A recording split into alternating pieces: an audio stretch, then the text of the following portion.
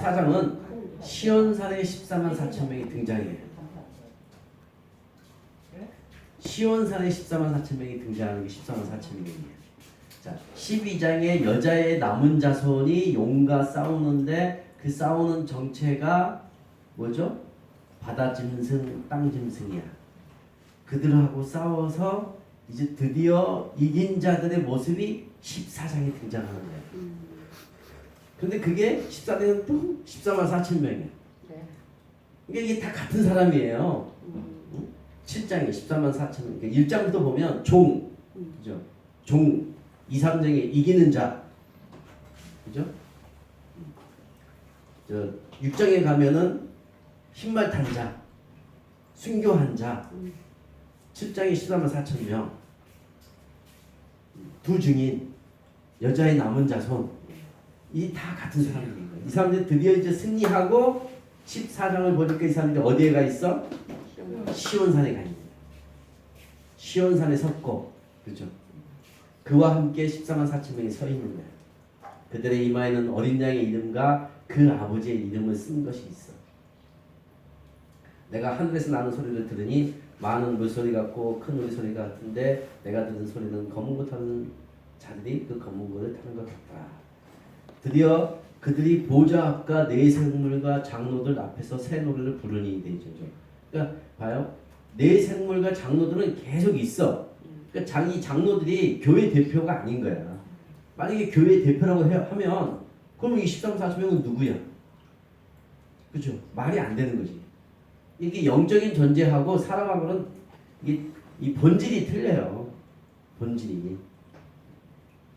그들이 이제 노래를 부르는데, 자, 14만 4천 명을 육신적인 이스라엘이나 신구약 교회 전체라고 할 경우에 문제점이 뭐예요?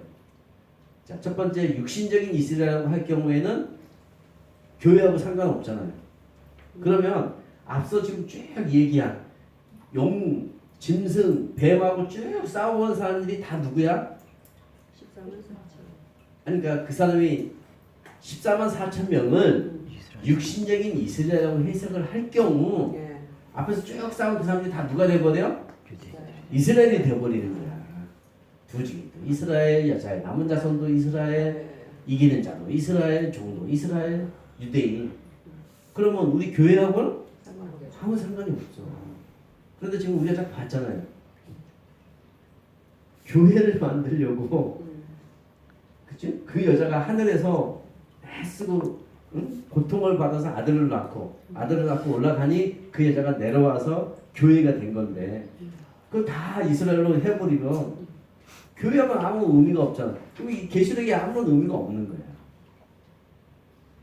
그렇게 되는 거예요. 자, 또 그러면 그거를 신구약 교회 전체 모든 사람이라고 모든 성도라고 다 하면 모든 사람을 다 해놓으면 또 어떤 문제가 생겨? 이스라엘 같아. 아니, 신구약 교회 전체라고 하면 성도들 신자는 누구나 다 14만 4천 명이 돼. 그럼 앞서 지금 봤잖아요, 그죠? 순교하고 싸우고 할 필요가 없는 거야, 그냥. 그냥 교회만 등록하고 교회만 다니면 다 뭐 이기는 자가 되는데 죽도록 충성할 필요가 없는 거예요. 그래서 두 가지 해석은 안 맞는 거예요. 여기에 14만 4천 명의 이 모습은 이것들을 다 겪고 이겨낸 자들이 올라온 거예요. 그래서 이 뒤를 보면 그래서 이제 찬양을 하는 거예요. 자, 그런데 14만 4천 명의 8대 자격 조건이 있어. 그러니까 누구나 되는 게 아니에요. 첫 번째는 하나님의 종들이야. 자, 종의 개념을 앞에서 잠깐 설명했는데 종이라는 사람은 어떤 개념이에요? 오직 주인의 뜻에 따라서만 처신해야 하는 노예를 얘기하는 거예요. 노예. 예수 그리스도께서 자신의 주가 되신 것과 자기의 생명 전체가 예수 그리스도의 전적인 소유가 된 자들이 종이야. 이것을 하나님을 경외하는 자들, 선지자들, 성도들, 물론도 여러 가지 지금 용어를 바꿔가면서 설명을 하고 있는 거예요. 이 사람들이 종이 14만 4천 명의 첫 번째 자격 조건. 두 번째는 여자와 더불어 더럽히지 아니한 자. 여자가 뭐예요? 물질주의에 묻는 이 세상. 이 여자가 나중에 저 뒤에 가면 뭐로 나와? 음료. 음료로 나오는 그 여자가 더럽히지 않는 여자. 그러니까 또 이게 14만 4천 명을 유대인으로 해석한 사람은 여자와 더럽히지 아니한 자니까 남자다. 응? 또 순결한 자니까 결혼도 안 하는 독신이다. 뭐 이렇게 문자적으로 해석한 사람들 그렇게 해석해요. 그러면 그 사람들이 누구예요? 응? 신부들이잖아. 아주 교묘하게 이제 해석이 그렇게 돼버리는 거야. 여기서 순결하다는 것은 뭐예요? 성적으로 남잡하고 우상 숭배하는 자들과 구별하여 어린 양에게 전적으로 자신을 헌신할 수 있는 사람들을 의미한다. 이게 바이블 렉스에 있는 정의야. 제가 내린 정의가 아니고 바이블 렉스에 있는 일반적인 정의가 이런 거예요. 그래서 여기에는 남녀 구분이 없죠. 응? 만약에 이게 여성을 뜻하면 여성명사 파르테니아가 쓰여야 되는데 아니고 남성명사 파르테 노이가 쓰인 거예요. 자, 어린 양의 인도만 따르는 자. 따라가는 것이 뭐예요? 어린 양이 걸었던 죽음을 통한 생명의 길을 따라가는 자예요. 자신의 생애를 순종으로 사는 종으로서 매일 말씀에 완전히 복종되고 겟세마네 동산을 거쳐 십자가까지 가는 삶을 사양하지 않고 사는 믿음의 자. 다섯 번째, 처음 익은 열매된 자. 하나님께 드리는 제물이야, 제물. 하나님과 어린 양에게 속한 자. 그리고 입에 거짓말이 없는 자. 크리스찬의 인품, 크리스찬의 우리 이 성격 중에서 가장 두드러진 성격이 뭐냐면 거짓말하지 않는 거예요.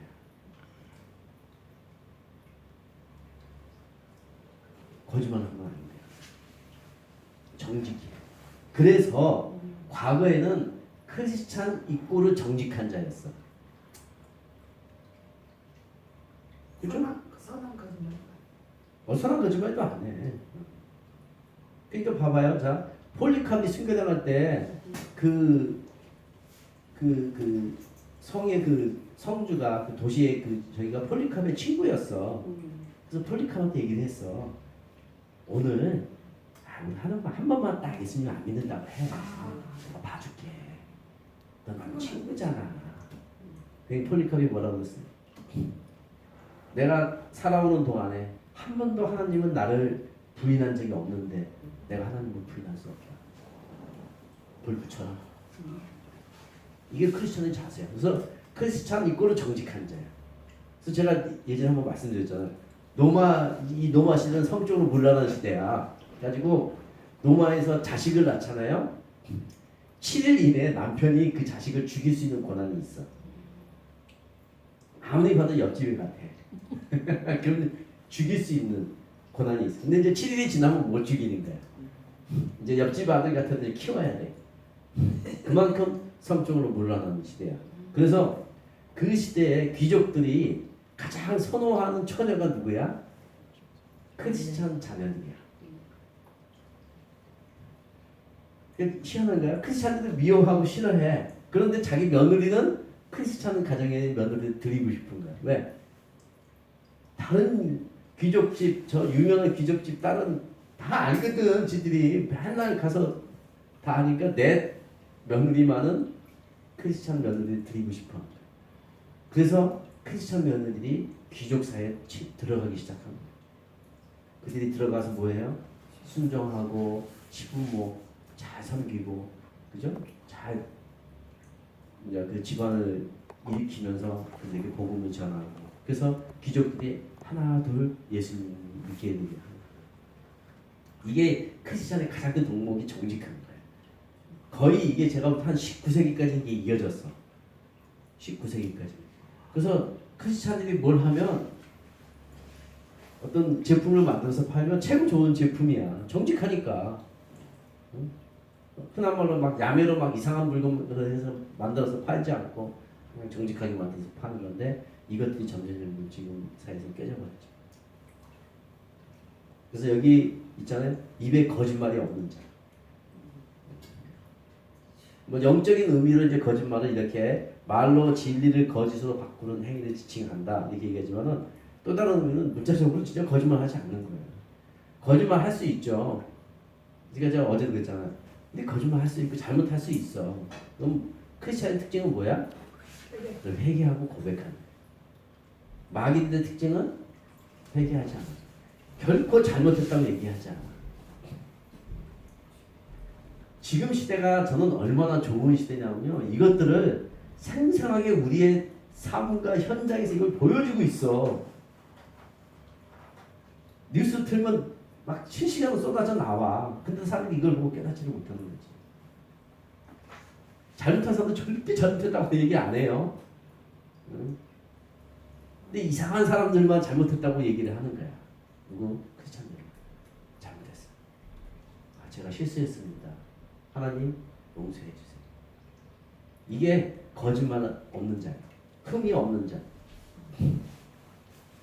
크리스찬하고 우리가 결함이 없겠어요? 우리 약점이 없겠어요? 그죠? 오늘도 실수하고 내일도 실수하지.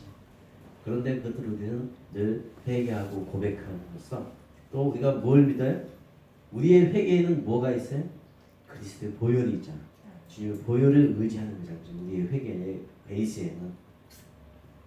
그래서 우리가 흠이 없는 거지. 이게 14만 4천 명의 8가지 특징이에요. 그러니까 이걸 유대인이라고 할 수 없잖아요.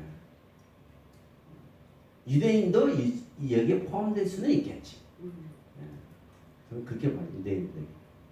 자, 그러고 나서 이제 또 보니 6절을 보면 다른 천사가 공중에 날아가는데 땅에 거주하는 자들 또 땅에 거주하는 자가 나오죠. 계속 반복돼요. 모든 민족과 족속과 방언과 백성들에게 전한 영원한 복음을 가졌더라. 그가 큰 음성으로 이르되 이렇게 나오는데 영원한 복음이 뭐예요? 새 예언, 다시 예언하는 거하고 똑같은 거야. 여기 이제 영원한 복음이 있으니까 또 이단들은 뭐라고 해? 영원한 복음이 따로 있어. 영원한 복음의 내용이 뭐예요? 거기다 적어놨잖아요, 그죠? 1. 하나님을 두려워하라. 2. 하나님께 영광을 돌려라. 3. 경배하라. 이게 영원한 복음의 내용이에요. 하나님을 두려워해야 돼. 하나님 알기를 우습게 하면 안 돼.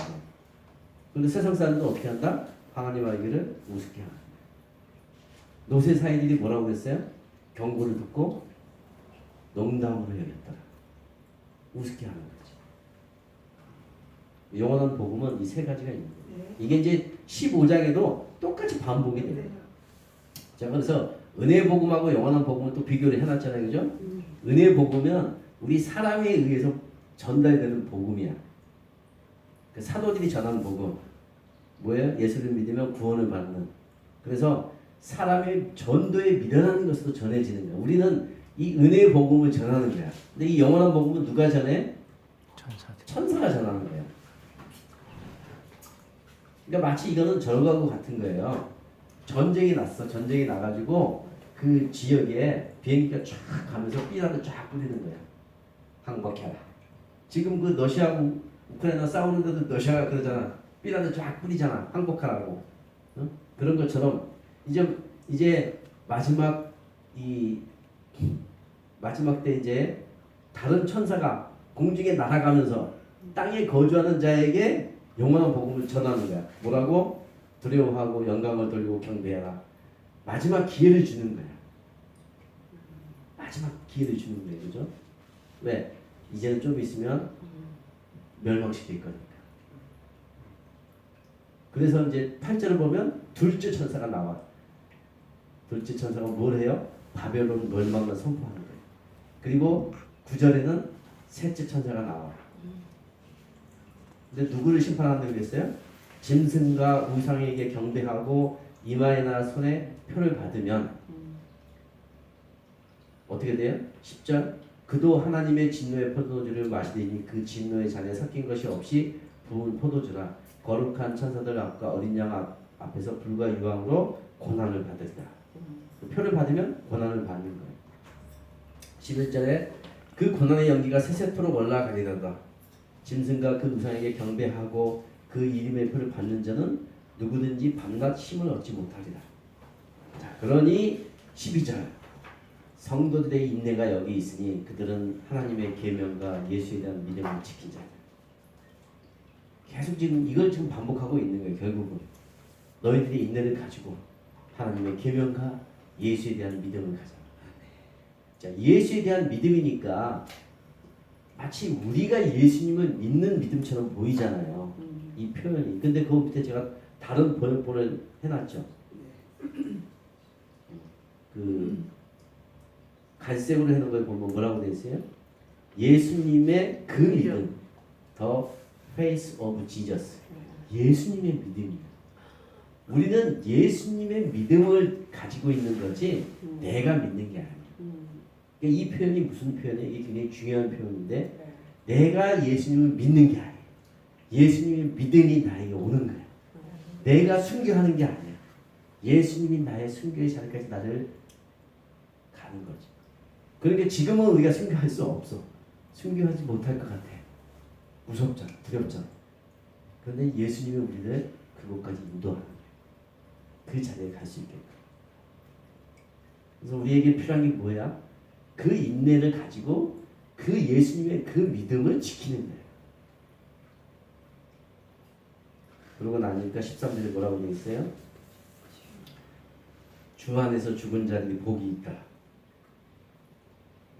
그들의 수고가 그치고 시리니 그들이 행한 일에 따름이라. 자, 그러고 나니까 14장에 추수하는 이 장면입니다. 이 장면도 굉장히 재밌어요. 제가 새벽에 일어나서 공부하면서 이렇게 깨달아가지고 다시 또 막 이 교재에는 또 없어. 이게 또 근데 이거 우리 목사님 버리려고 그랬어 이거. 아까 이거 이렇게 아니 여기 있던 거 내가 그러니까. 안 버리고 나갔잖아요. 챙겨왔어. 자, 이게 보세요. 굉장히 재밌어요. 또 내가 보니 흰 구름이 있고 구름 위에 인자 같은 이가 앉으셨는데 그 면에는 금면류관이 있고 그 손에는 예리한 나선이 있었어. 이 사람이 누구예요? 예수님이지. 인자와 같은 이니까. 왜 인자와 같다고 했어요? 부활하신 예수님이니까. 그런데 인자와 같은 인자로부터 된 모습으로 있는 거니까 이렇게 얘기하는 거예요. 금면류관이 있고 소리에는 예리한 낯을 가지고 있는 거예요. 근데 또 다른 천사가 있어. 또 다른 천사가 15절은 성전부터 나와 구름 위에 앉은 이를 향하여 그 인자 같은 일이죠. 그분을 향해서 큰 음성으로 외치는데 당신의 낯을 휘둘러 거두소서 땅의 곡식이 다 익어 거둘 때가 이르렀다고 되어 있죠. 그러니까 추수하는 자가 누구예요? 천사. 아니지. 예수님? 그치. 인자 같은 이가 추수하는 거야. 천사는 뭘 했어요? 그 사람에게 얘기를 한 거야. 그쵸? 그러니까 명령하는 자는 천사고 집행하는 자는 예수님이야. 어떤 분들은 저 사인 설명할 때, 내인 설명할 때 오라. 내 생물이 첫째 인을 뗄 때 오라. 하는데 그걸 왜 적그리스도라고 얘기를 하냐면은 오라는 말을 예수님에게 어떻게 천사가 명령할 수 있냐고 그러는 거야. 여기 지금 명령하고 있잖아요, 지금. 이게 이제 그러면 이 말 좀 부드럽게 쓰면 명령이 아니고 요청하는 거지. 그치? 근데 뭐 요청하는 거는 명령하는 같은 말인데 아무튼 또 다른 천사가 요청을 하든 명령을 하든 그 인자 같은 얘기를 해. 근데 뭐라고 표현하냐면요.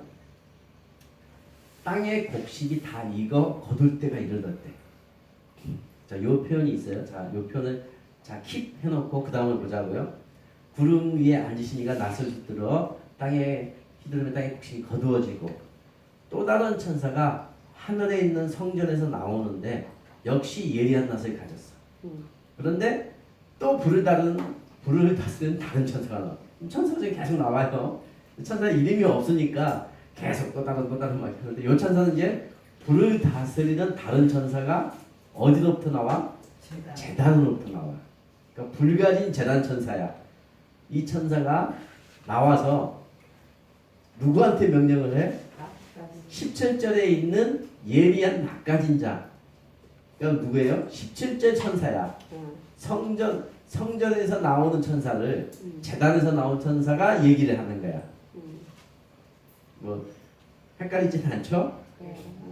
제가 그 옆에도 박스도 또 들어놔서 추수의 세 종류 천사를 잘 봐요. 그래서 뭐라고 하냐면 내 예리한 낫을 휘둘러 땅의 포도송이를 거두라. 그 포도가 익었느니라 하더라. 이렇게 돼 있어요. 그래서 천사가 낫을 휘둘러 땅의 포도를 거둠에 하나님의 진노의 큰 포도주 틀에 던짐에 성 밖에서 그 틀이 밟히니 그 틀에서 피가 나서 마을 굴레까지 닿고 1600 스타디움에 빠졌다는 표현이 되는데, 자, 곡식을 거두는 거하고 포도송이를 거두는 게 달라.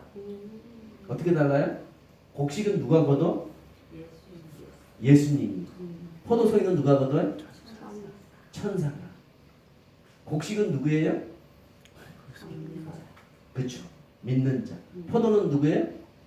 불신자. 그래서 그 마태복음에 보면 곡식 알곡은 곡간에 들이고, 그렇죠? 쭉정이는 불에 사르다 되어 있죠. 그 말씀에 대한 내용이야. 근데 여기서 제가 재밌다고 표현한 게 뭐냐면은, 위에 곡식이 다 익어서 거두라고 되어 있죠. 18절에 땅의 포도송이를 거두라. 그 포도가 익었느니라. 곡식 익은 거하고 땅이 포도가 익은 게 같이 나오죠. 이게. 근데 이게 원어가 틀려요. 원어가 틀리는데 어떻게 틀리냐면요. 곡식에 익는 거는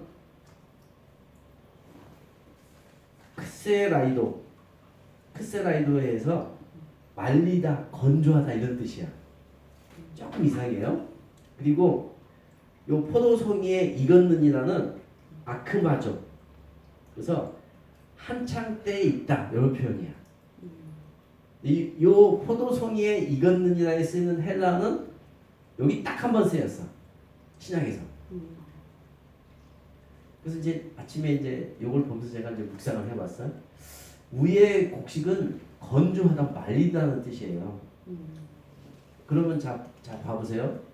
농사를 키워보신 분들은 알아. 쌀을 키워보신 분. 쌀이 자라갖고 열매가 막 아물자 이제 꽉 차잖아요. 근데 그걸 걷어들이지 않으면 어떻게 돼? 말라 점점. 점점 그쵸 마르죠, 그죠?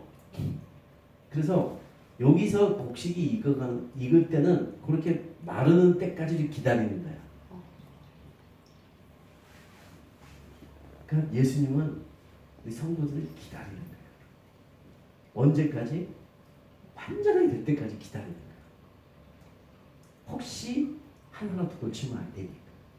근데 여기 포도송이를 거두는 자는 예수님도 아니고 천사야. 천사가 거두는데 그 포도가 익었느니라는 데서 이 익었느니가 아크마자라고 그랬죠? 여기 무슨 뜻이냐면 한창 때.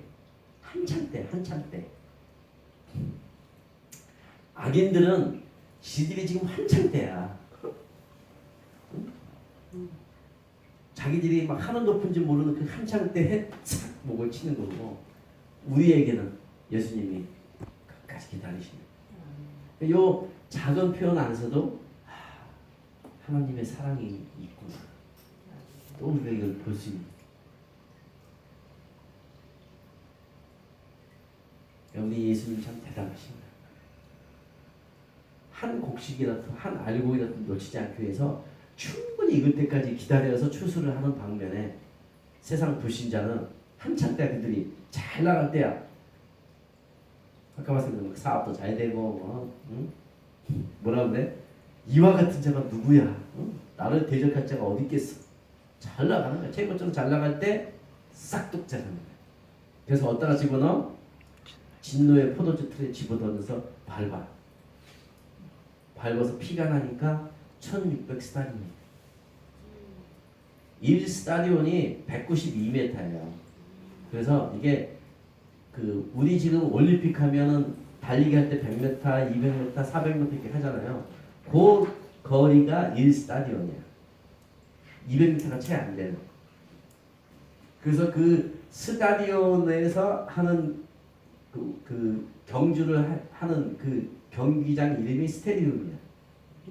여기서 나온 말이에요. 스타디움. 근데 이게 1600 스타디움에 퍼진다는 얘기는 뭐예요? 이게 한 300km가 되거든요. 막 전 세계 다 퍼진다는 거죠. 이 말은 다른 말로 하면 이게 무슨 말이에요? 마지막 때 천사들이 심판할 때 자비가 없는 거예요.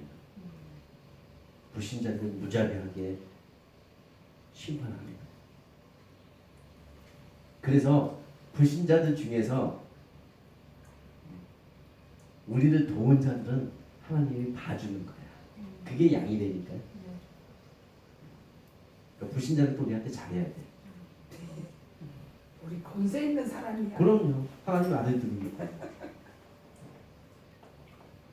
자, 그러고 나니까 15장 1절, 이 15장 1절에서 4절도 14장하고 가서 이어서 봐야 돼요. 또 하늘에 크고 이상한 다른 이적을 보매 일곱 천사가 일곱 재앙을 가졌으니 곧 마지막 재앙이라. 이 재앙이 뭐예요? 하나님의 진노가 이것으로 마치리라.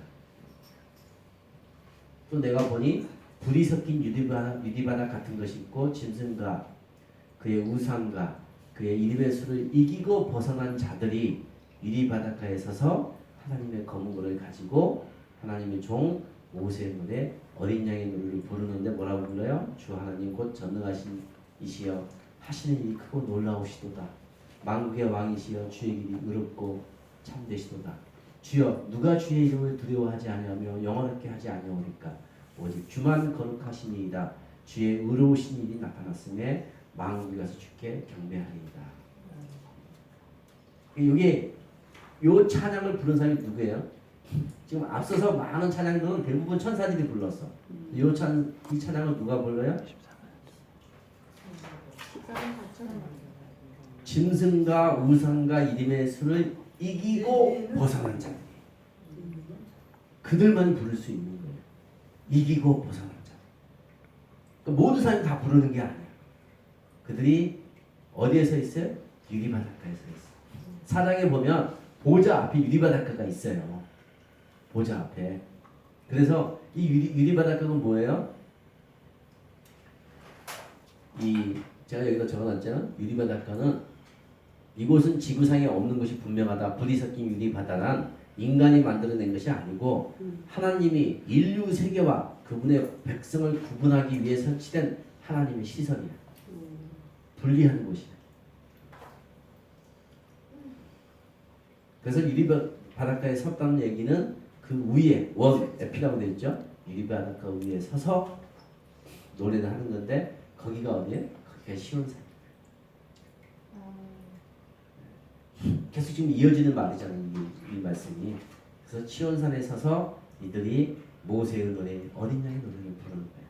모세의 승리의 노래, 어린 양의 승리의 노래를 부르는 거예요. 그래서 우리가 갈 곳이 어디야? 우리는 시온산에 가요. 왜 불이 섞여 있어요? 유리바다에 불이 있어. 왜 불이 섞여 있어? 하나님 지금 진노가 때리니까 불이 섞여 있는 거예요.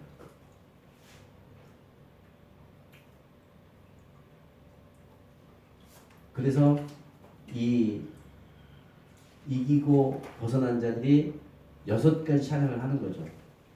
전능하신 하나님, 주의 길이 의롭고 참되시고 주의 이름이 두렵고 영화롭고 오직 주만 거룩하고 주의 의로우신 일이 나타났고 만국에 가서 주께 경배하는 것들을 찬양합니다. 드디어 이제 우리 예수님이 오는 거예요. 그런데 16장에 보면 아직도 예수님이 안 오셔요. 16장에서는 이제 드디어 하나님의 진노를 구체적으로 이제 설명하는 게 16장. 기대하시라. 1분에 또 만나요.